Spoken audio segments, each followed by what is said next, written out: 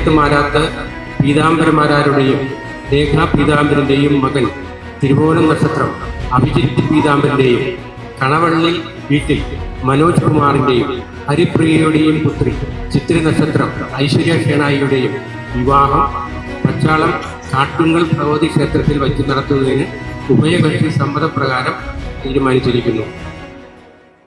ഇന്ന് May 10th ആണ്. ഞങ്ങളുടെ ലൈഫിലെ മോസ്റ്റ് അവൈറ്റഡ് ഡേ ആണ്. ഇത് ഞങ്ങളുടെ എൻഗേജ്മെന്റ് ആണ്. So this is the first step to for ever.